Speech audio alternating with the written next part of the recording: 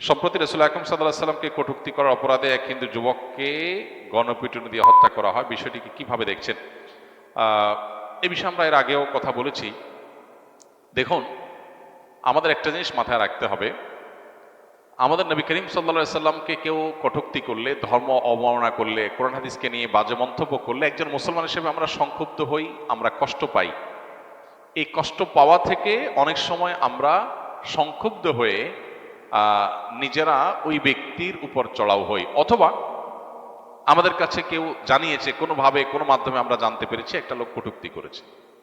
এমনও হতে পারে যে কটূক্তি করেছে সে মানসিক রোগী হতে পারে, আবার হতে পারে সে ঠান্ডা মাথায় কটূক্তি করেছে, আবার হতে পারে কটূক্তির কথা যেটা আমরা শুনতে পাচ্ছি যে লোকটা কটূক্তি করেছে এটার পেছনের কোনো ঘটনা থাকতে পারে। যেমন এই যে হিন্দু যুবক যার ব্যাপারটা বলা হচ্ছে সে নাকি শ্রমিক নেতা ছিল, যদিও এটা আরও সত্যতা কতটুকু বাংলাদেশে তদন্ত করে প্রকৃত ঘটনা চূড়ান্ত রূপে মানুষের সামনে একেবারে বিশ্বাসযোগ্য ঘটনাকে তুলে ধরার নজির খুব বেশি নাই।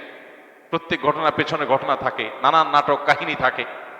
আপাত দৃষ্টিতে যে সমস্ত তথ্য উপাত্ত আসছে, বিভিন্ন গণমাধ্যমে উঠে আসছে, সেটা দ্বারা বোঝা যাচ্ছে যে প্রতিষ্ঠান কর্তৃপক্ষ তার ব্যাপারে শ্রমিক আন্দোলন নিয়ে অসন্তোষের মধ্যে ছিল, তারা তার ব্যাপারে অভিযোগ তুলে পাঠিয়ে দিয়েছে। আবার দু একটা জিনিস দেখেছি যে হ্যাঁ, সে সত্যিই কটূক্তি করেছে। এখন মূল ঘটনা কি? তাকে কি প্ল্যান মাফিক এখানে পার্থিব স্বার্থ হাসিল করার জন্য ধর্মের কোন একটা ইস্যুকে আনা হয়েছে, নাকি আসলেই সে এরকম কোন জঘন্য কাজ করেছে? বিষয়টা তো তদন্ত সাপেক্ষ বিষয়। প্রয়োজনে ওলামা একরাম সউদ্যোগে তদন্ত করা উচিত এই সমস্ত বিষয়গুলোতে, শুধুমাত্র রাষ্ট্রের দিকে না তাকিয়ে থেকে বিদগ্ধ ওলামা একরামের সর্বোচ্চ একটা দল এ ধরনের বিষয়গুলোকে তদন্তের দায়িত্ব নেওয়া উচিত, তারা গভীরভাবে করা উচিত এবং রাষ্ট্র সেখানে সহায়তা করা উচিত। তাহলে অনাকাঙ্ক্ষিত ঘটনাগুলো হয়তো কমে আসবে। এই ধরনের ইস্যুগুলো যখন আসে তখন আমাদের প্রত্যেকটা মানুষের উচিত যে আমার সংক্ষুব্ধ হওয়ার পাশাপাশি ঘটনার পেছনে কোনো ঘটনা আছে কিনা সেটা খুঁজে বের করা পর্যন্ত অপেক্ষা করা। মুশকিল হলো আমাদের প্রচলিত আইন এবং আমাদের সমাজে যে প্রচলিত বিচার ব্যবস্থা আছে এটার প্রতি মানুষের আস্থা এতটা তলানিতে চলে গেছে যে এখানে তাদের কাছে দেয়া হলে তারা তদন্ত করে দোষী হলে তার বিচার করবে, শাস্তি দিবে, এ আশা সাধারণ মানুষ খুব বেশি একটা করে না। তাহলে এখানে বোঝা গেল এই ধরনের ঘটনার পেছনে আমাদের আইন শৃঙ্খলা রক্ষাকারী বাহিনী, বিচার বিভাগ, সরকার, সংশ্লিষ্ট কর্তৃপক্ষ তাদের বিশাল বড় দায়িত্বের জায়গা আছে। তারা যদি ধর্ম অবমাননা করার জন্য কঠোর শাস্তির আইন তৈরি করতেন এবং সেটার প্রয়োগ করতেন, তাহলে সাধারণ মানুষ কেউ কখনো আইন হাতে তুলে নিত না। সাধারণ মানুষকে আইন হাতে তুলে নিতে এই সিস্টেম বাধ্য করছে, কিন্তু এরপরও একজন মুসলমান তিনি আইন হাতে তুলে নিতে পারেন না। একজন লোককে একজন ধর্ম অবমাননা করেছে বলে তার কারখানা থেকে বের করে দিল আর আপনি মাইন শুরু করে দিলেন।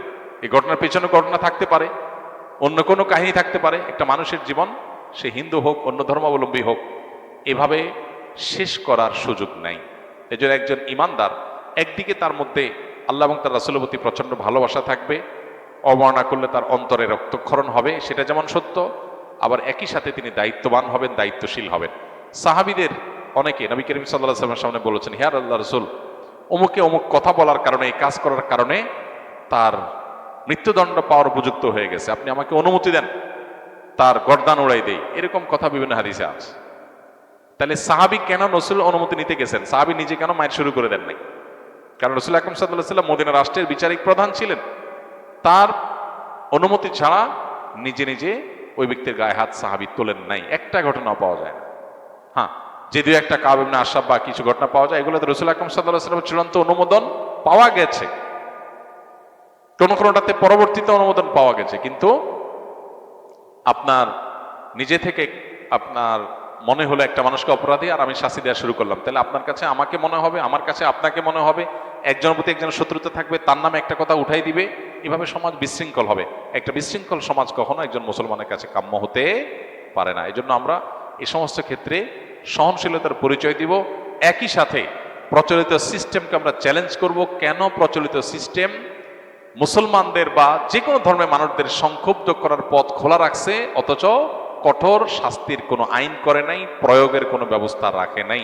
সেখানে আমাদের বড় জোরে প্রশ্ন রাখা উচিত এবং জোরালো চাপ সৃষ্টি করা উচিত, যাতে করে কোনোভাবে এগুলো না হয়।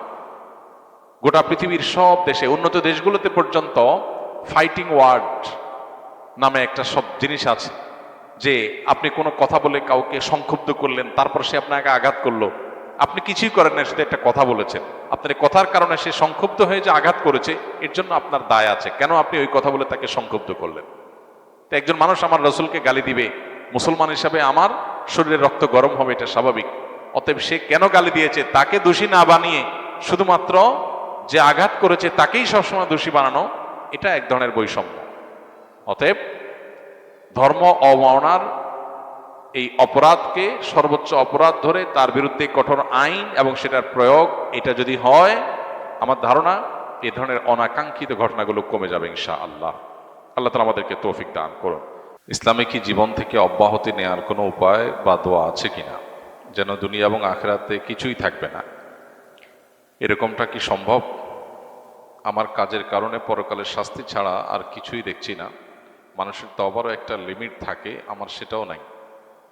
এখন এত শাস্তি কিভাবে সহ্য করা সম্ভব? কারণ আমি আগুনের সংস্পর্শে কাজ করি, প্রতিনিয়ত এর উত্তাপ আমি অনুভব করি। যদি কোনো অংশ, কোনো অঙ্গ পুড়ে মনে হয় হৃদয় পর্যন্ত জ্বালিয়ে দেয়। তদুপরি পরকালে অনেকগুলো স্টেপের আযাব। এখন আল্লাহ সুবহানাহু ওয়া তাআলা এরকম কোনো অপশন রেখেছেন কিনা জানাবেন প্লিজ। যে ভাই প্রশ্নটি লিখেছেন, তিনি হয়তো মনে করেছেন যে তার পাপাচার, তার নিজের যে অবিচার, জুলুম, অন্যায়, আল্লাহর অবাধ্যতা, এটা এত বেশি হয়ে গেছে যে আখিরাতে বোধহয় আল্লাহ তাকে মাফ আর করবেন না, বা মাফ করার কোনো অপশন নেই। এ ধরনের চিন্তা আমাদের অনেক ভাইদের মধ্যে, অনেক বোনদের মধ্যে আসে, বিশেষ করে তরুণদের। এবং একটা বয়সে মানুষ যখন নানা ধরনের অনাচারে ডুবে থেকে নিজের জীবনকে ধ্বংসের দ্বারপ্রান্তে নিয়ে যায়, তখন এই ধরনের চিন্তা ভাবনা আমাদের অনেকের মধ্যে চলে আসে। তো এ ধরনের চিন্তা ভাবনা যাদের মধ্যে আসে তাদের কোরআনে কারিমে একটি আয়াত পাঠ করা দরকার। আল্লাহ সুবহানাহু ওয়া তাআলা কোরআনে কারিমে বলেছেন, ওয়াতুবু ইলাল্লাহি আইয়ুহান নাস, তোমরা আল্লাহর কাছে সবাই তওবা করো। আল্লাহ সুবহানাহু ওয়া তাআলা বলেছেন, লা তাকনাতু মির রাহমাতিল্লাহ ইন্নাল্লাহা ইয়াগফিরু যুনুবা জামিআ, তোমরা আল্লাহর রহমত থেকে নিরাশ হইও না, আশা ছেড়ে দিও না, কারণ আল্লাহ তাআলা সকল গুনাহ মাফ করবেন। এই আয়াতে আল্লাহ তাআলা বলেছেন তোমরা সকল গুনাহ আল্লাহর কাছ থেকে মাফ পাবে, সকল গুনাহ তিনি মাফ করবেন। এমন কোনো গুনাহ নাই যেটা ক্ষমার অযোগ্য। যিনি প্রশ্নটি লিখেছেন তিনি লিখেছেন তওবার একটা লিমিট আছে। এটা ভুল ধারণা, তওবার কোনো লিমিট নেই। তওবা এমন একটা সিস্টেম যেটা আনলিমিটেড। বান্দার তওবার কোনো লিমিটেশন নাই যে আল্লাহ এর পরে আর মাফ করবেন না, এমন কোনো কথা কোরআন হাদিসে কোথাও বলা হয়নি।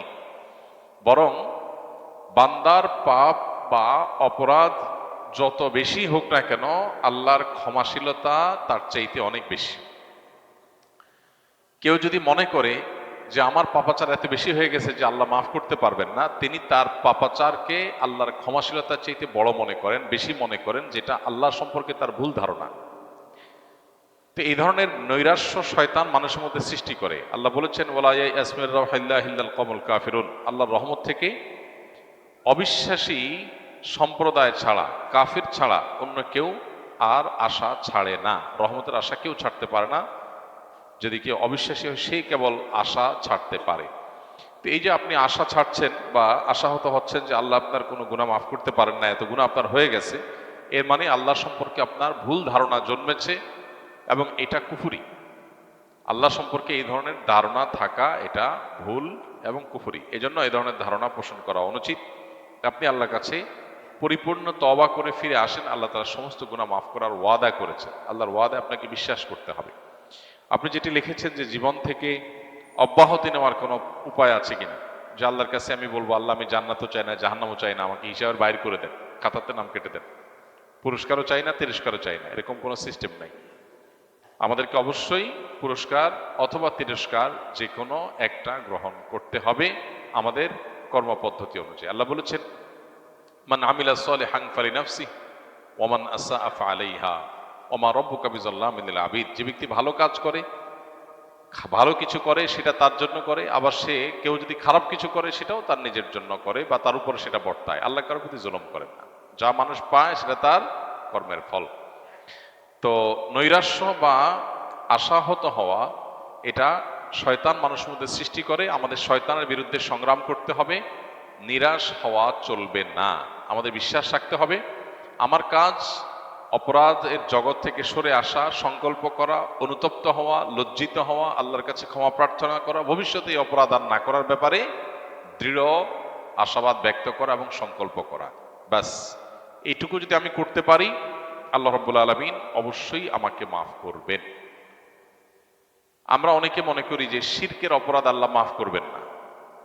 এটাও এইভাবে ধারণা করাটা পুরোপুরি সঠিক না। বরং শিরক করে যদি কেউ তওবা ছাড়া মারা যায়, সেটা আল্লাহ তাআলা মাফ করবেন। শিরক করার পরও যদি কেউ তওবা করে, সেটাও আল্লাহ তাআলা মাফ করবেন। শিরকের চাইতে বড় অপরাধ পৃথিবীতে নেই। সেই শিরকের অপরাধ করার পরও, এবং শিরক একবার দুইবার না, বছরকে বছর, জীবনে হাজার হাজার লাখো লাখো অগণিত বার শিরক করেছে কেউ, কিন্তু তওবা যদি একবার করে, সবগুলো মাফ হয়ে যাবে। আল্লাহ রাব্বুল আলামিন এত বেশি ক্ষমাশীল। শয়তানের কাজ হলো আমাদেরকে জাহান্নামে নেওয়া। শয়তানের সবচাইতে সংক্ষেপে জাহান্নামে নেওয়ার সিলেবাস হলো মানুষকে নিরাশ করে দেওয়া। মানুষ যখন আশা ছেড়ে দিবে যে ঠিক আছে আল্লাহ যখন মাফই করবে না, তাহলে আমার আর তওবা করে লাভ কি, ঠিক আছে আমি যা ইচ্ছা তা করি, তখন সে তওবার রাস্তা থেকে সরে যায়। এই জন্য শয়তান আমাদেরকে নিরাশ করে, আর শয়তানের বিরুদ্ধে এই সংগ্রামে জয়ী হওয়ার চেষ্টা আমাদের করতে হবে। আল্লাহ আমাদেরকে তৌফিক দান করুন।